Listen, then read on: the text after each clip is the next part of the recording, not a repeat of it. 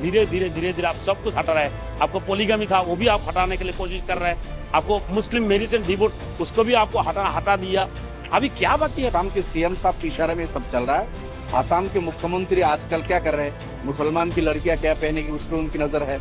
मुसलमान शादी ब्याह कैसे करेंगे, निकाह कैसे होगा मुसलमान का, उस पर उनकी नजर है। इनको इस्लामो और मुसलमानों फोबिया हो गया है। ये हमेशा वही बात करते हैं जो मुसलमान को हिट करेगी। भाजपा के लोगों ने मुसलमान भाइयों को एक सॉफ्ट टारगेट बना दिया।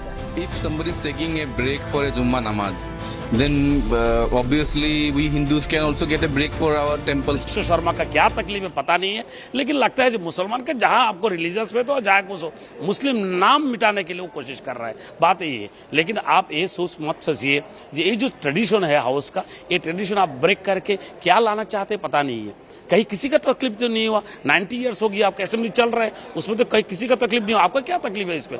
आप लोग तो असेंबली के अंदर में आपको सेक्युलरिज्म मेंटेन करना चाहिए, कॉन्स्टिट्यूशनल आपको देखना चाहिए।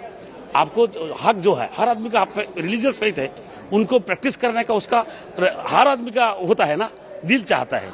लेकिन आप तो हम लोग का दिल तोड़ दिया, ये सही नहीं किया है। और आप क्या करते हैं अंदर में जो खाना वाना जो बनाते हैं इस असेंबली हाउस में, जब खाना देते हैं खूब अच्छी की बात है, ये तो खाना हम लोग खाते रहते हैं। लेकिन आप लोग उधर भी पोर्क भी रखते हैं, ये तो हम लोग का सेंटिमेंट होता है। भाई पोर्क क्यों रखते हैं आप लोग? ऐसा नहीं करना चाहिए। तो आप तो धीरे धीरे आप सब कुछ हटा रहे हैं। आपको पोलीगमी था वो भी आप हटाने के लिए कोशिश कर रहे हैं। आपको मुस्लिम मैरिज एंड डिवोर्स उसको भी आपको हटा दिया। अभी क्या बाकी है भाई? जमीन थोड़ा था हम लोग का, वो जमीन जब हम लोग टाउन में ना आ पाए, कहीं पे आप जा नहीं सकते, मुसलमान को कितना आप सताएंगे? सता करके एक दिन तो आप खुद सता में पड़ जाएंगे। ऐसा हो रहा है। ऐसा तो सीएम बहुत चला गया भाई। आगे आप देख लीजिए, आप भी 5 साल चल रहे हैं, अभी 3 साल चल रहा है। अगले के बारे में आप सोचिए। हर आदमी आपका ऊपर में विश्वास है, आप कॉन्स्टिट्यूशनल हेड है, उसमें आपको सारे को आपको समान इक्वली दिखना चाहिए। लेकिन आप तो इक्वली नहीं दिख रहा है, ये सही नहीं कर रहा है। सारे हिंदुस्तान आपको देख रहा है और हिंदुस्तान का आदमी आपको नफरत कर रहा है। अभी आप सोच लीजिए अब क्या करना है। लेकिन आप जो नमाज के लिए जो आप टाइम जो हम लोग था वो जो आप उड्डन कर दिया, कोई बात नहीं, हमको नमाज को उड्डन नहीं कर सकते। हम तो यहाँ से आप टाइम उड्डन हम लोग नहीं रहेंगे, उस टाइम में हम लोग डिवाइस नहीं लेंगे, कोई बात नहीं। तो पहले होना चाहिए, कोई हम लोग को तकलीफ नहीं है। हम तो नमाज पढ़ के आ रहा हूँ भाई, अभी क्या तो तकलीफ है उसमें? आप नमाज पढ़ने में आप रुक नहीं रखने। अगला सेशन से जो है फ्राइडे में थोड़ा 2 घंटे के लिए वक्फा होता था। फ्राइडे 9 o'clock से असेंबली शुरू होता था सेशन, और 11:30 12 o'clock अर्जन हो जाता था, फिर 2 बजे से दोबारा शुरू होता था। ये फ्राइडे का दोनों टाइम सुबह शाम इस तरह के ये हुआ करता था। लेकिन उसको रूल्स कमेटी ने इसको तब्दील करके अगले सेशन से इसको उठा दिया उन्होंने। हमारा एमएलए आमिनुल इस्लाम रूल्स कमेटी में उन्होंने सुझाव दिया था कि एक भाईचारगी की बात है, ये आपस में मोहब्बत की बात, मोहब्बत बढ़ती है इससे। एक धर्म के लोग दूसरे धर्म के लोगों को उपासना वर्शिप में अगर रेस्पेक्ट करेंगे तो इसमें प्यार और मोहब्बत बढ़ती है, इसको रहने दीजिए। उन्होंने मुखालफत की है लेकिन नहीं माना। रूल्स कमेटी में स्पीकर के नेतृत्व में उनकी अक्सरियत है, उन लोगों ने जबरदस्ती इसको कर लिया। करने दीजिए, जुमा की नमाज हम तो पढ़ेंगे। अब मसला यह है कि जो आसाम विधानसभा में 126 में 30 मुसलमान एमएलए आज के दिन भी हैं, और आज 30 नहीं, बिफोर इंडिपेंडेंस आसाम की विधानसभा में 36 मुसलमान एमएलए हुआ करते थे। स्वाधीनता से पहले आसाम असेंबली में 30, 35, 36 तक एमएलए हुआ करते थे। अभी तो घट के कम हो गया, हम लोग अभी भी 30 एमएलए है। तो 30 एमएलए हम लोग जुमा के लिए जाएंगे, हमारी नमाज को नहीं रोक सकते। हम लोग इंशाल्लाह नमाज पढ़ेंगे, विधानसभा में भी आएंगे। लेकिन वो 2 घंटा में जो जरूरी काम होगा उसमें हम पार्टिसिपेट नहीं कर पाएंगे। स्पीकर से हमने ही मांग किया था कोई कभी जरूरी बिल होगा और कुछ होगा जिसमें हमारा इस 30 एमएलए का पार्टिसिपेशन नहीं होगा, आप इसको इसी तरह रखने दीजिए। लेकिन हमारे आसाम के सीएम साहब के इशारे में सब चल रहा है। आसाम के मुख्यमंत्री आजकल क्या कर रहे हैं, मुसलमान की लड़कियां क्या पहनेगी उस पर उनकी नजर है। मुसलमान शादी ब्याह कैसे करेंगे, निकाह कैसे होगा मुसलमान का, उस पर उनकी नजर है। मुसलमान के घर में क्या खाना पकेगा वो भी वो तय करने लगे। अब मुसलमान नमाज कब पढ़ने जाएंगे नहीं जाएंगे, ये भी वो तय करना चाहते हैं, लेकिन नहीं कर पाएंगे। देखिए, जो आसाम की जो मुख्यमंत्री है वो सस्ती लोकप्रियता के लिए इस तरह से करते हैं। ये है कौन? ये केवल सस्ती लोकप्रियता चाहते हैं।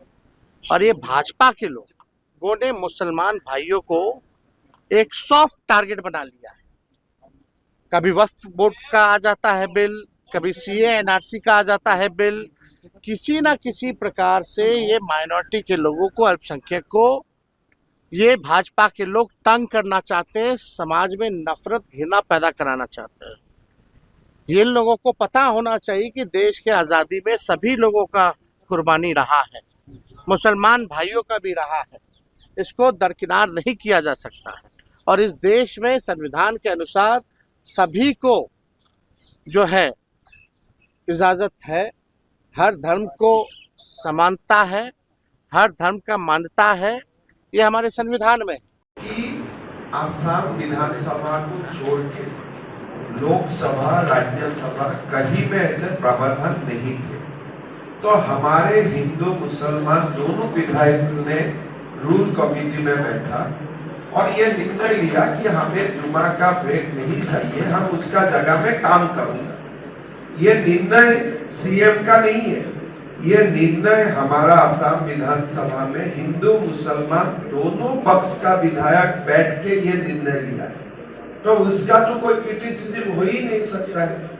और कल विधानसभा में भी जब ये निर्णय हमारे स्पीकर साहब ने घोषणा किया, कोई भी एक मुसलमान विधायक खड़ा होकर उनका अगेंस्ट नहीं किया, और हमारे 25 मुसलमान विधायक 126 में किसी ने खड़ा नहीं हुआ। तो ये लोगों का काम के लिए प्रतिबद्धता है, देश का विकास के लिए प्रतिबद्धता है। तो इसका क्रिटिसिज्म आसाम में नहीं हो रहा है, बाहर में हो रहा है। इसका मतलब क्या है? पहले तो आप सोचिए क्या परिप्रेक्ष्य में ये हुआ है। और हमारा आसाम में हम बहुत ही सेकुलर तरीका से आगे बढ़ रहा हूँ। हिंदू मुसलमान सारा विधायक ने मीटिंग में बैठा, स्पीकर साहब को अधिकृत किया, फिर स्पीकर साहब ने विधानसभा में ये बोले कि भाई आज से हम ये नहीं करूंगा, इसलिए कॉलोनियल लीगेसी था, 1937 था। ऐसा व्यवस्था झारखंड में भी नहीं है, बिहार में भी नहीं है। तेजस्वी यादव जी मुझको क्रिटिसाइज कर रहे हैं, लेकिन बिहार में क्या ऐसा व्यवस्था है? आप करवा लीजिए 7 घंटा का ब्रेक। लेकिन आप इस्लाम का जो बहुत ही हम भी सम्मान करता नबी हजरत मोहम्मद जी ने क्या बोलते थे कि मिठाई छोड़ने का दूसरों को उपदेश देने का पहले आप खुद मिठाई छोड़ दो। तो जब तेजस्वी यादव जी बिहार में उप मुख्यमंत्री था, उनको जुम्मा में 4 घंटा का दे देना चाहिए था। भाई आप फॉलो नहीं करेगा और आपको लगता है कि आप हमें परामर्श देगा, ऐसे तो दुनिया नहीं समझेगा। तो इसीलिए जो लोग उसको हिदायत दे रहा है, मैं उनको निवेदन करूंगा अपना अपना स्टेट में 4-4 घंटा का जुम्मा ब्रेक दे दीजिए, तो अब मैं आसाम में 2 घंटा वाला लेके आऊंगा।